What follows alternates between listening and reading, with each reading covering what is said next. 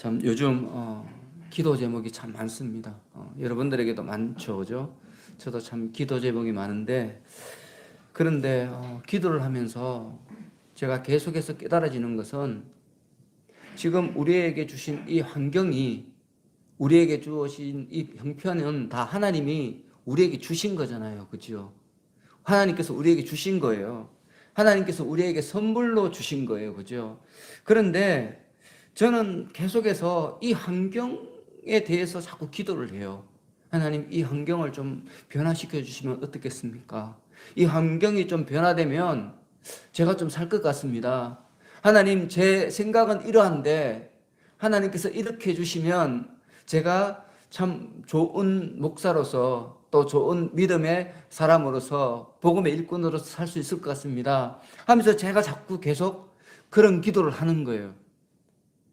여러분, 근데 한편으로 제가 이런 기도를 하면서 계속해서 느껴지는 건 뭔가 하면 내가 참 믿음이 없구나, 이런 생각을 참 많이 했습니다. 믿음이 없으니까 지금 이 환경이 하나님께서 나에게 주신 가장 좋은 것이라는 확신이 안 드는 거예요. 그래서 나도 모르게 자꾸 마음속에 뭐가 드는가 하면 하나님을 자꾸 조정하고 싶어 하는 것 같아요. 제가 좀 그래요. 자꾸 하나님을 조정하고 싶은 거예요. 내가 하고 싶은 대로, 내가 원하는 대로 하나님께서 움직여 주시기를 나도 모르게 계속해서 때를 쓰고 있는 거죠. 그게 지금 나의 모습이 아닌가. 오늘 새벽에도 기도하는데 그런 마음이 계속해서 들었습니다. 여러분, 오늘 제가 이렇게 말씀을 준비하면서 기도 때문에 고민을 하면서 이렇게 말씀을 읽고 있는데 한 예화가 눈에 들어왔습니다.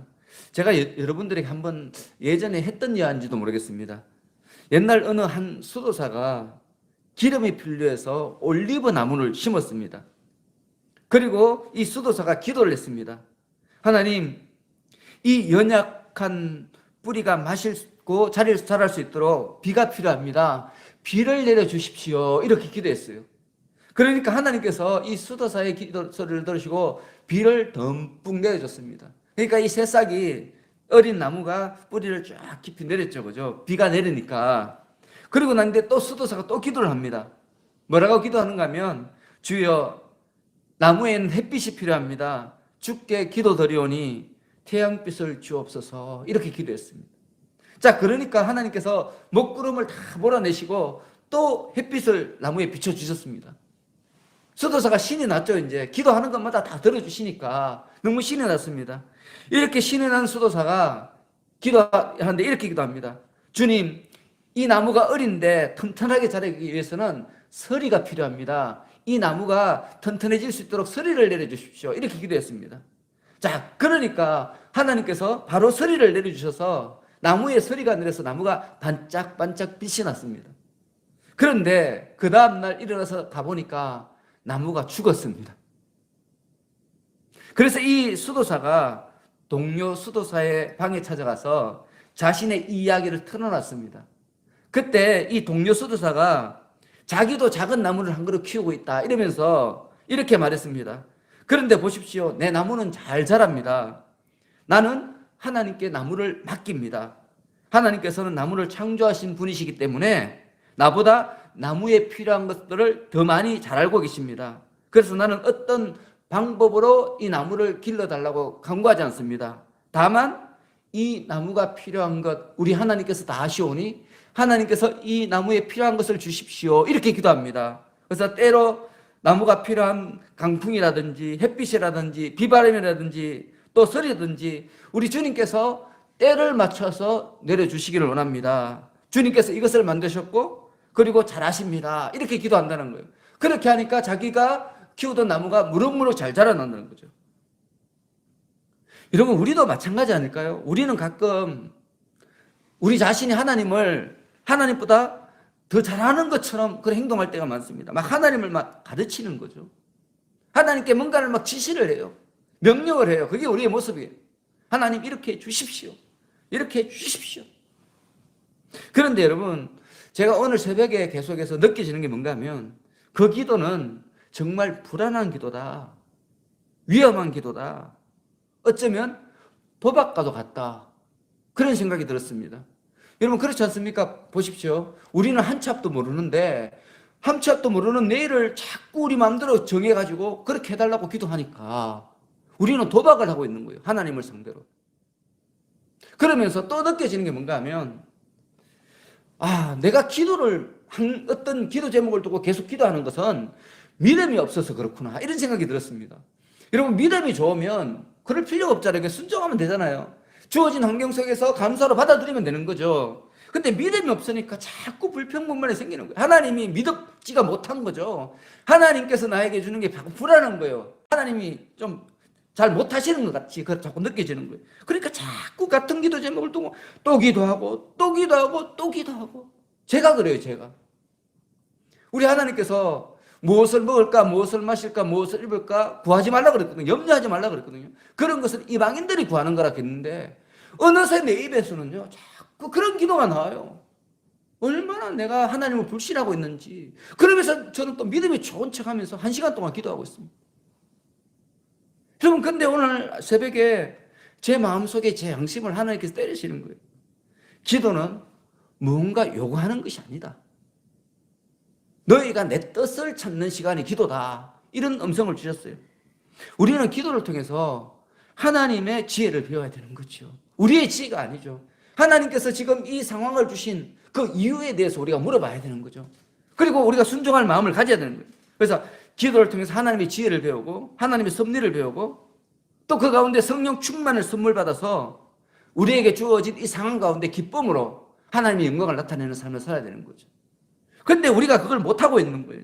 일단 목사인 저부터 그게 안 되니까 참 답답한 노릇이죠, 그죠?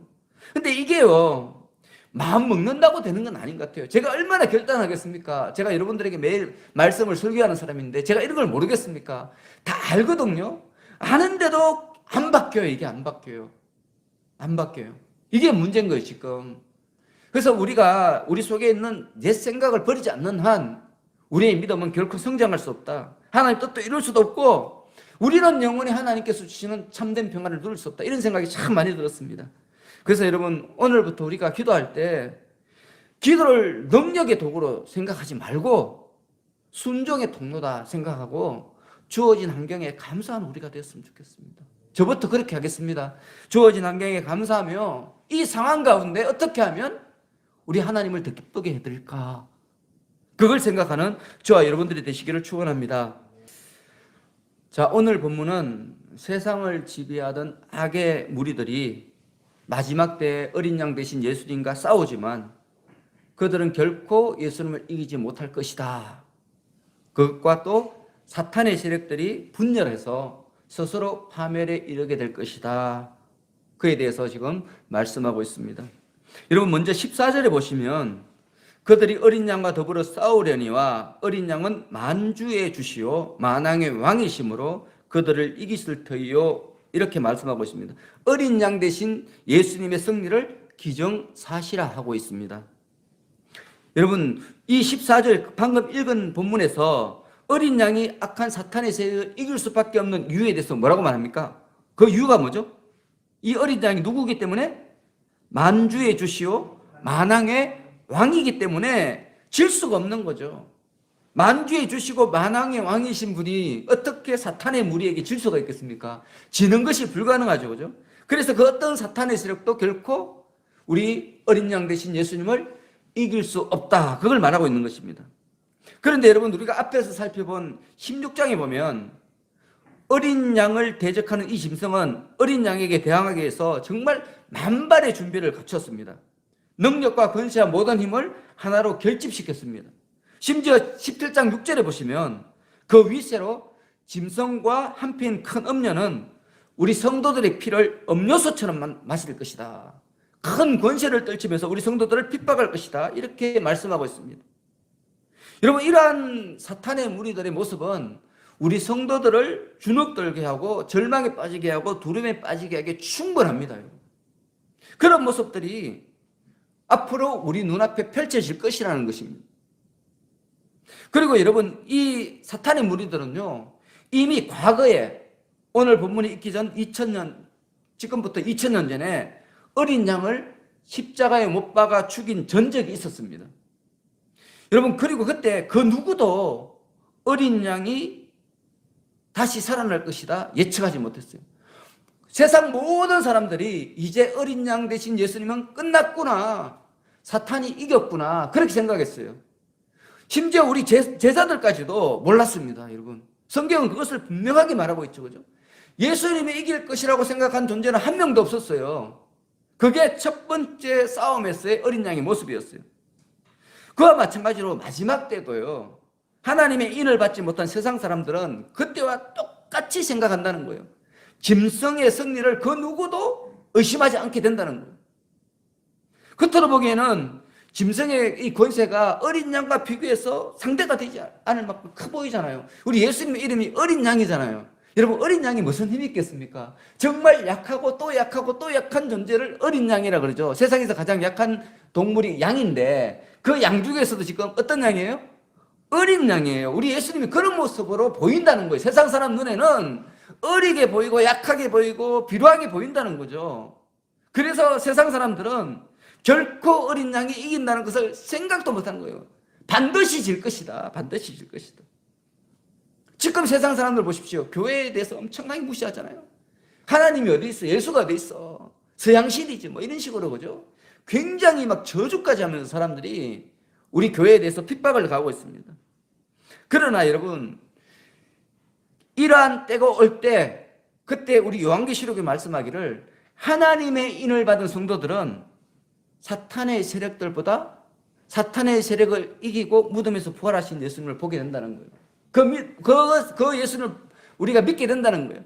만주해 주시고 만왕의 왕이신 예수님의 참모습을 보는 영화를 소유하고 있기 때문에 그런 사탄의 세력의 모습에 넘어가지 않는다는 거예요.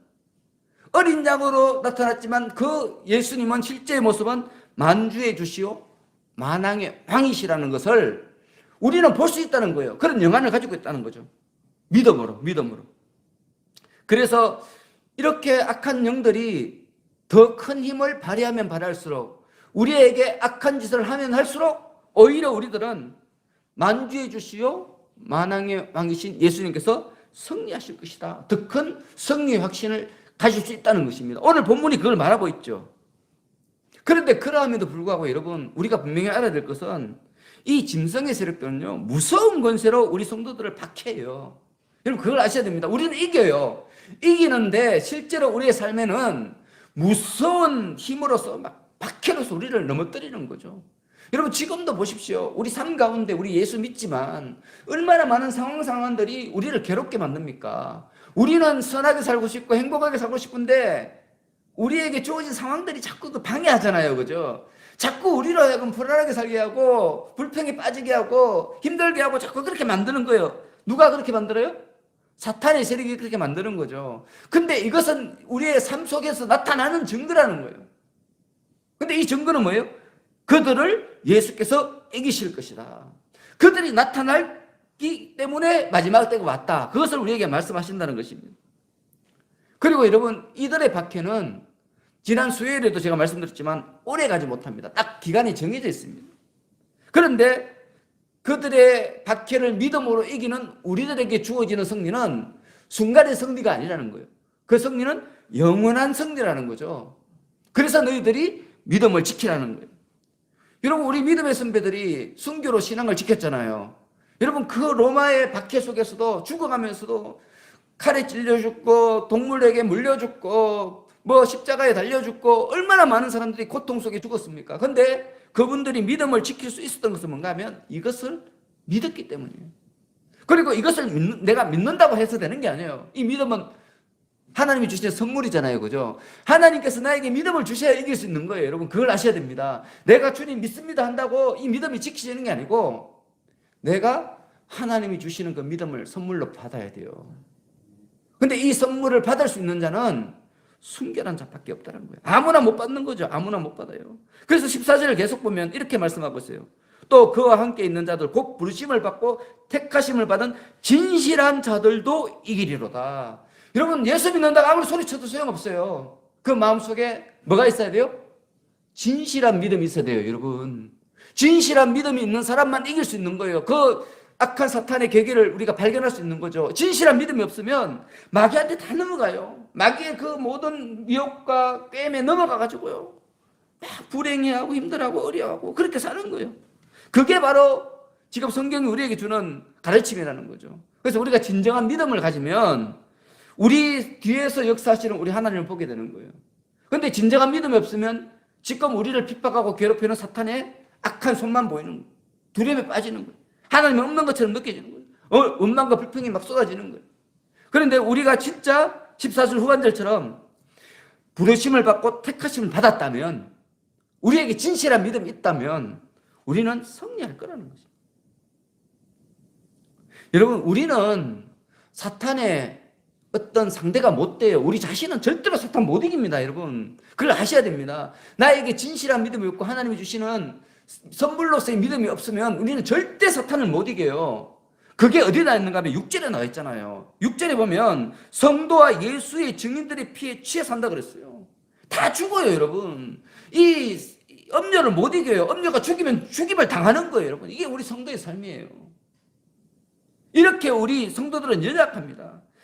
사탄 세력은 우리보다 훨씬 더 강해요. 우리를 마음대로 죽여요. 마음대로 죽여요. 그런데 우리가 사탄을 이길 수 있는 비법이 있다는 거예요. 성경은 계속해서 그걸 말씀하고 있죠. 그게 뭔가 하면 어린 양 대신 예수님과 함께 멍에를 매는 거예요. 우리의 멍에가 아니라 누구의 멍에를 매야 돼요? 예수님의 멍에를 함께 매는 거예요. 그때 우리는 이길 수 있는 거죠. 예수님께서 가르쳐주신 그 말씀, 그걸 우리의 삶의 교훈으로 삼고 예수님께서 우리 안에 계시고 예수님의 말씀이 우리 삶 가운데 나타나 증거되면 우리는 그 사탄의 모든 관계를 이겨낼 수 있게 되는 거죠. 근데 이게 되지 않으면 지는 거예요. 계속 지는.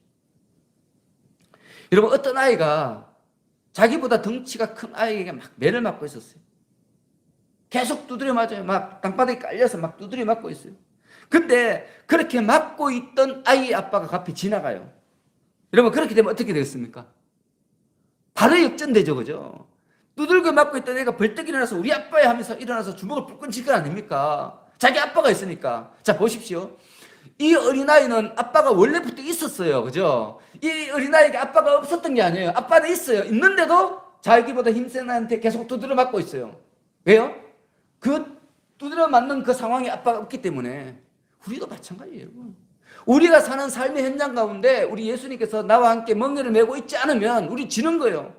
예수님이 없는 게 아니에요. 예수를 믿어요. 예수님이 우리 구조라는 걸 다 믿고 하나님 우리 아버지예요. 근데 지금 내가 서 있는 이 상황 속에서 그 예수님과 우리 하나님이 함께 안 계시면 우리는 어떻게 돼요?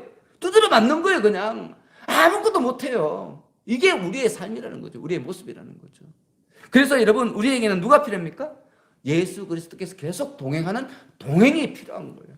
근데 이 동행을 우리 가능하게 하는 것은 뭔가 하면 오늘 본문에 하면 진실한 믿음이라는 거예요. 진짜 믿음, 진짜 믿음. 진실한 믿음이 있다면 우리가 뭘 두려워하겠습니까?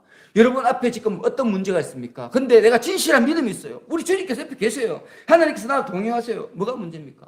어려우면 어려울수록 더 좋은 거지. 하나님이 다 해주시는데, 어차피 하나님이 다 해주시잖아요. 내가 할 수 없는 일이잖아요. 어차피 하나님께서 하시는데 그 일이 어려우면 어려울수록 우리는 더 큰 기적을 맛보잖아요, 그죠? 그렇기 때문에 하나님께서 나와 함께 하시면 이기는 거죠. 그런데 문제는 뭡니까? 믿는다면서 지금 내 옆에 하나님이 안 계십니다. 예수님이 안 계십니다.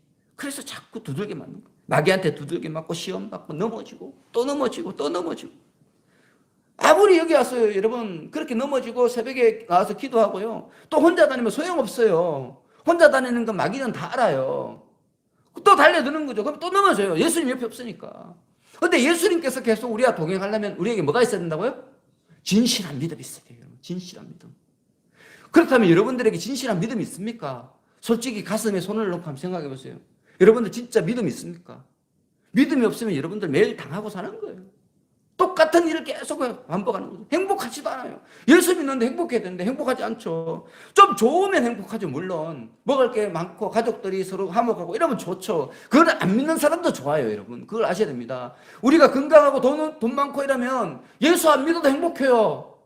안 믿는 사람 보십시오. 나 행복하게 살아요. 가족끼리 외식하고요. 막 띠띠거리 웃으면서 행복해요. 우리도 똑같잖아요. 근데 돈이 있고 모든 일이 잘 될 때 행복하면 그게 믿는 사람이나 안 믿는 사람 뭐가 다릅니까? 똑같죠, 그죠? 그러면서 자기는 믿는다 말하니까 이게 문제죠. 진짜로 믿는 사람은 환경을 이기는 사람입니다. 자, 그런데 여러분, 오늘 기가 막힌 말씀이 또 하나 있어요. 기가 막힌 말씀이 있는데 그게 뭔가 하면 16절입니다. 16절 다 같이 읽습니다. 시작. 내가 본 바 이 열불과 짐승은 엄녀를 미워하여 망하게 하고 벌거벗게 하고 그의 살을 먹고 불로 아주 살아냅니다. 여러분 진짜 이상한 말이죠, 그죠? 이상한 말이에요. 그렇게 사이좋던 엄녀와 짐승이 어떻게 돼요? 서로 갈라졌어요. 사탄의 세력들이 갈라졌어요. 그래서 짐승이 엄녀를 아주 잔혹하고 수치스러운 방법으로 죽여버려요. 그 모습을 지금 사도 요한이 본 겁니다. 여러분, 우리가 앞에서 계속 우리가 지금 17장을 이제 마치고 있는데 17장이 오기까지 보십시오. 이 사탄의 무리가 얼마나 일치단결했습니까? 굳은 단결력을 과시했어요. 그걸 통해서 끈질기게 하나님의 교회를 핍박하고 우리 성도들을 괴롭게 했어요. 하나님의 영광을 가렸어요. 그리고 악의 소굴로 우리를 계속 미혹했어요. 그런데 이 세력들이 마지막 때가 되면 어떻게 된다고요? 내부에 분열을 일으키고 스스로 자멸하게 될 것이다. 그걸 말하고 있는 것입니다. 여러분 정말 그렇지 않습니까? 이 엄녀는 짐승의 덕을 타고 있었어요. 한 쌍이에요, 한 쌍. 한 쌍인데 근데 서로 배신하는 거예요. 배신. 여러분 악의 속성이 바로 이겁니다. 사탄의 속성이 바로 이겁니다. 사탄은 어떤 자예요? 하나님을 배신한 자잖아요. 사탄은 배신이 원래 전공이에요. 근데 사탄 밑에 있는 부하들은 어떻게 했어요? 당연히 배신하죠. 자기들끼리도 배신하는 거예요. 그걸 오늘 말씀하고 있는 거죠. 그래서 그렇게 죽고 못 살던 관계가 갑자기 자기 욕심에 빠지는 거예요. 내 걸 챙기기 시작하는 거죠. 그 순간 서로 미워하는 거예요. 여러분 이거는 누가 주는 마음이에요? 사탄이 주는 마음이죠. 사탄이 주는 마음. 사탄이 우리로 하여금 미움을 막 심어주는 거예요. 근데 이걸 우리에게만 심어주는 것이 아니라 자기들끼리도 그런다는 거예요. 지금 오늘 본문은 그걸 이야기하는 거예요. 우리는 사탄이 우리에게만 미움을 심어주는 줄 알고 우리에게만 오해를 심어주고 우리에게만 서로 뭐 어떤 미워하고 정죄하고 이런 마음을 심어주는 줄 알았더만 오늘 본문에 보니까 자기들끼리도 그런다는 거예요. 자기들끼리도. 여러분 불신과 배신의 소지가 있는 연합은 오래가지 않습니다. 여러분 이 모습들은 역사 속에서 우리가 너무너무 많이 찾을 수 있어요. 제국들이 무너지는 그 상황들 보면 다 악한 것들이 서로 더 많이 가지려고 싸우다가 한쪽이 죽는 거예요. 그래서 한쪽이 멸망하고 한쪽이 일어나고 또 새로운 악한 세력이 일어나서 그 세력을 또 넘어뜨리고 또 자기가 또 정권을 잡고 이게 세상의 역사입니다. 여러분 이러한 세상의 역사 중에서 가장 대표적인 예가 가장 가까운 예는 뭔가 하면 히틀러와 스탈린의 연합이었습니다. 2차 세계대전 당시에 히틀러와 스탈린은 서로 불가침 협정을 가졌어요. 왜냐하면 둘 다 세니까 둘 다 영토도 크고 힘도 세니까 둘이 붙으면 서로 힘드니까 둘이 협정을 맺어요. 그리고 그 협정을 맺은 기념으로 폴란드라는 나라를 둘로 나눠서 서로 가집니다. 반반씩 가져요. 그래서 자기들의 이 친한 것을 과시를 했습니다. 그리고 이 둘의 연합을 통해서 히틀러가 마음 놓고 서유럽을 다 정복을 했습니다. 스탈린이 방해하지 않으면 뭐 대적이 없으니까 다 삼키는 거예요. 그런데 문제가 뭔가 하면 이 두 독재자는 서로를 못 믿었어요. 서로를. 늘 불안한 거예요.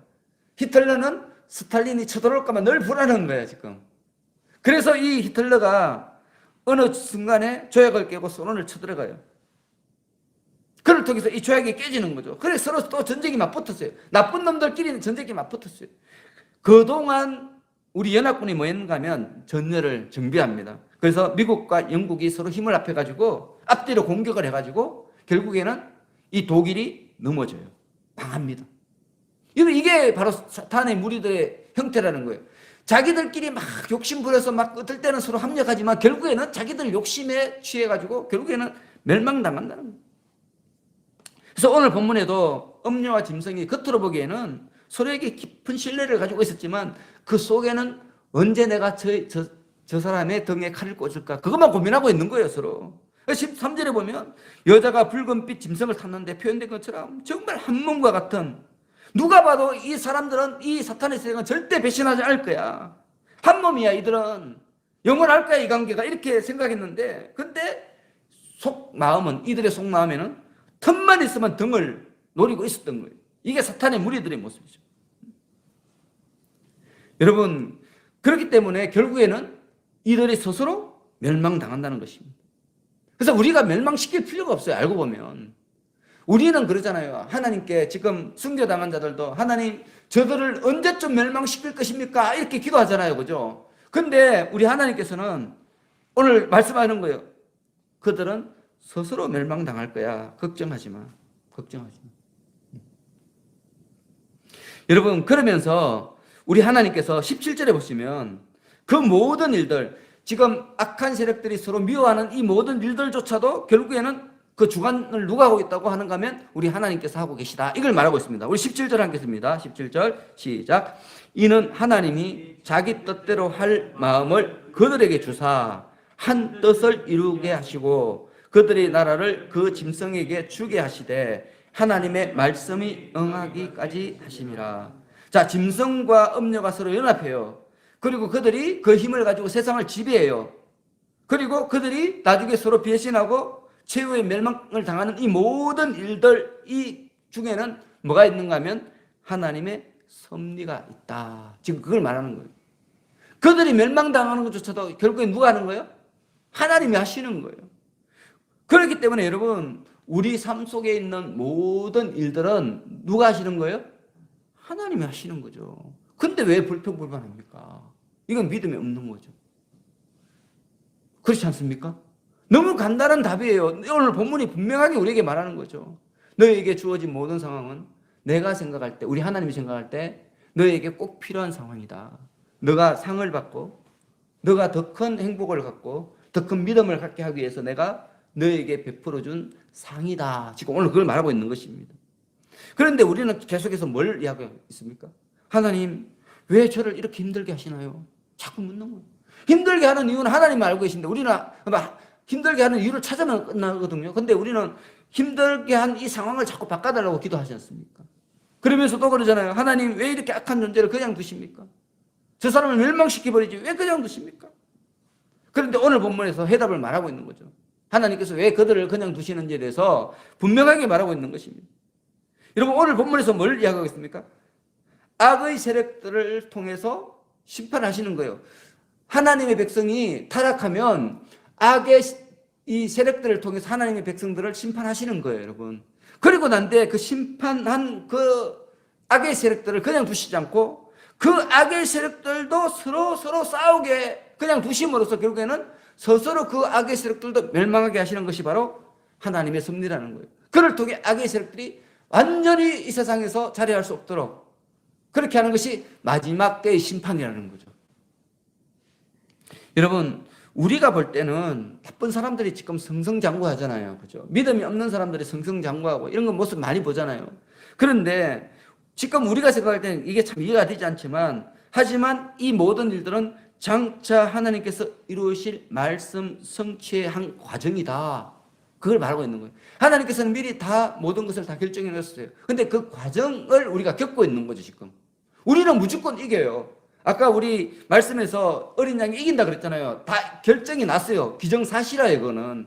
그런데 그 결정이 나기까지 과정이 있다는 거죠. 그 과정 속에는 우리가 고난당하고 핍박당하고 가끔 어떨 때는 순교를 당할 수도 있고 그런 일들이 우리 삶 속에 일어난다는 거예요. 하지만 걱정하지 말라는 거예요. 왜냐하면 이 모든 과정 속에는 누가 계세요? 하나님께서 계신다. 지금 그걸 말하고 있는 것입니다.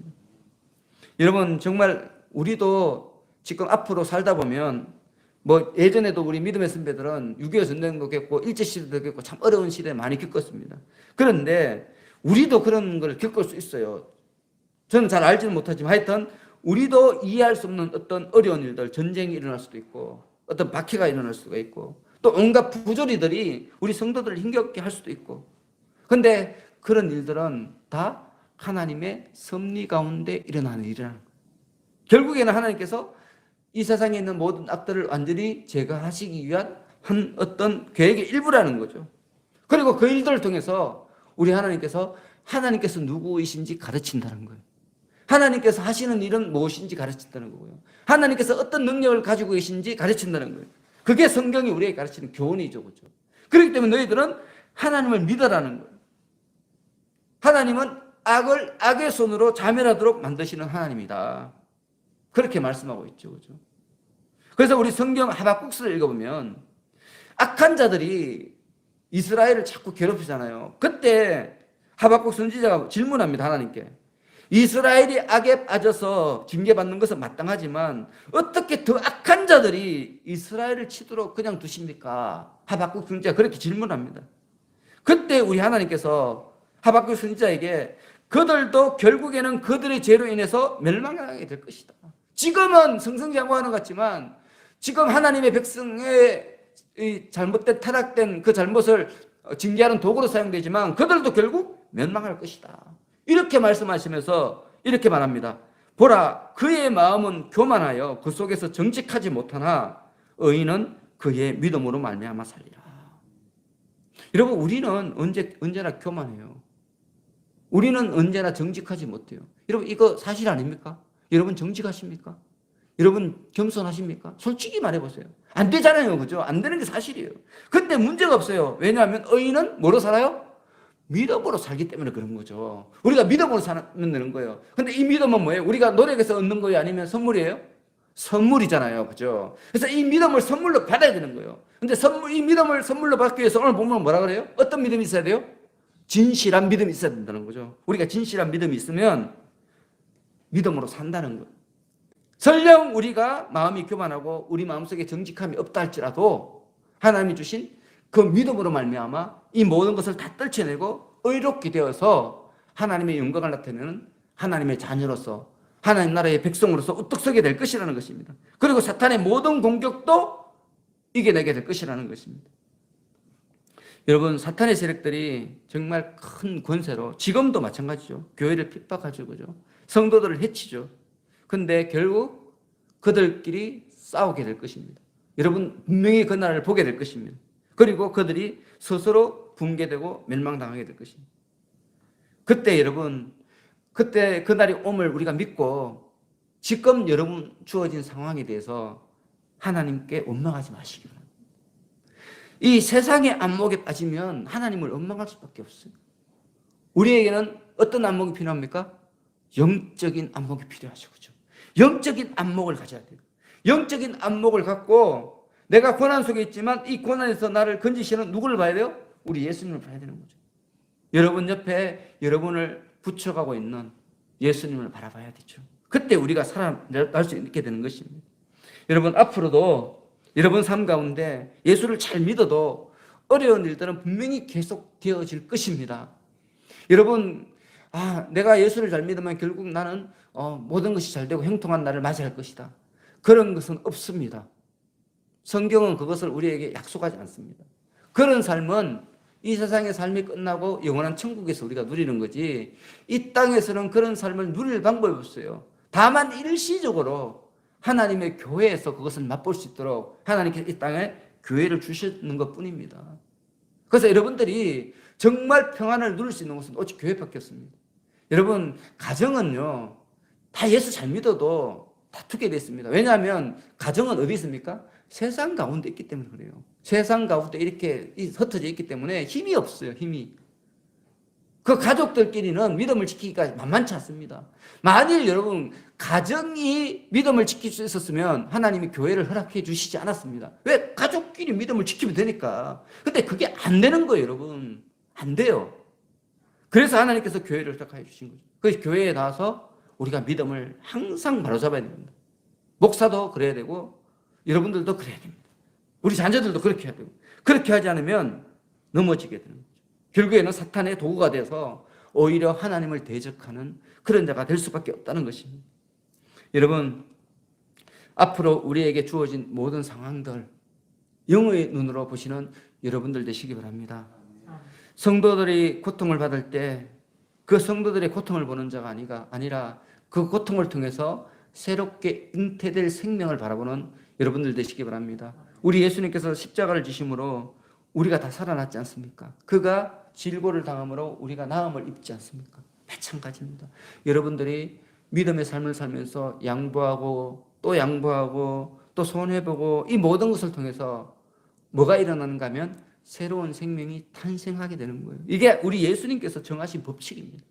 여러분, 이 법칙은 아무도 바꿀 수가 없어요. 왜냐하면 우리 예수님께서 정하신 법칙이기 때문에. 사람이 정한 거면 더 좋은 방법을 찾아서 우리가 바꿀 수 있지만 예수님께서 다 정해놓으셨기 때문에, 완전하신 예수님, 우리를 진정으로 사랑하셔서 자기 몸을 십자가에 내어놓으신 우리 예수님께서 이 법을 정해놓으셨어요. 그래서 이 법은 변화가 안 되는 거죠. 그래서 여러분들이 희생하지 않고서는 여러분들의 가족을 구원할 길이 없고요. 여러분의 가정을 주님의 말씀과 은혜 가운데 세울 수가 없습니다. 그래서 우리가 어떤 사람은 남편으로서, 어떤 사람은 아내로서, 어떤 사람은 자녀로서, 또 할머니, 할아버지로서, 형제로서 우리 다 한 가정의 일원들이죠. 그죠? 근데 우리가 그 가정의 일원으로서 뭔가 받으려고 하면 가정은 무너지는 것입니다. 가정부터 그래요. 그래서 우리가 내가 고통을 받으면 받을수록, 내가 좀 희생하면 희생할수록 우리 가정이 산다. 내가 희생하면 희생할수록 우리 교회가 산다. 이것을 믿음으로 받아들이고 우리에게 주어진 모든 상황을 하나님의 구원의 어떤 과정, 그것을 받아들이는 저와 여러분들이 되시기를 예수님으로 축원합니다. 자, 우리 합심해서 기도합니다. 합심해서 기도하는데 세 가지를 두고 기도하기를 원합니다. 첫 번째는 세상 사람들의 눈에는 우리 예수님이 힘없는 어린 양으로 보일 것이지만 실상은 만주해 주시오 만왕의 왕이심을 믿고 끝까지 믿음을 잃지 않게 하여 주옵소서. 우리 첫 번째, 우리의 믿음을 위해서. 두 번째는 세상의 악한 세력들은 결국에는 서로 배신하여 자멸할 것이지만 우리는 결코 서로 배신하지 말고 오히려 주 안에서 하나가 되게 하여 주옵소서. 세 번째는 세상의 모든 역사는 하나님의 섭리 안에 있음을 믿고 합력하여 선을 이루는 저희들 되게 하여 주옵소서. 하나님만 바라보게 하여 주옵소서. 우리 이 세 가지를 두고 합심하여 함께 기도하겠습니다. 다 같이 기도합니다.